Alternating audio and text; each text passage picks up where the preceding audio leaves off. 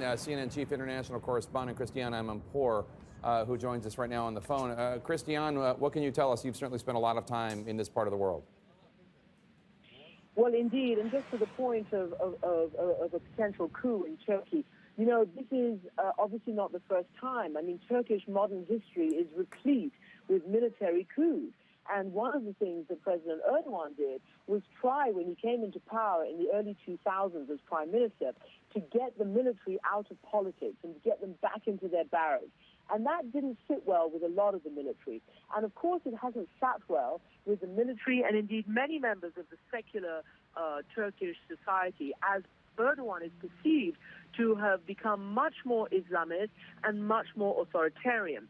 And this has been a trend in Prime Minister and now President Erdogan's rules, particularly after he's been elected several times, elected and re-elected, and as he tries to, concentrate more and more power in his hands and in now the presidential office, that has become something that many people, not just in Turkey, but around the world, particularly in the West and his allies, have grown to sort of be very suspicious of.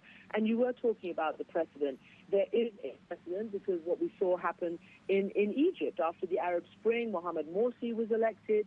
Eventually, the military decided that they just didn't want any more of this, that it was being too Islamist. They thought it was destabilizing. They hate the idea or calling it a coup, and they get very internationally, diplomatically irate when you call it a coup, but they took over from the Muslim Brotherhood, the elected government of Egypt, and they put Morsi in jail, and that's where he remains. We do not know right now where President Erdogan is and where the rest of the government is.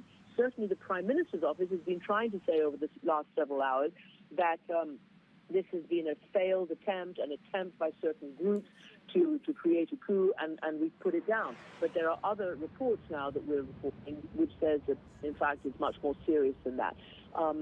Turkey is a NATO country. Turkey brought democracy, rather Erdogan did, to that part of the world until it was deemed that he had gone way too far and become way too authoritarian.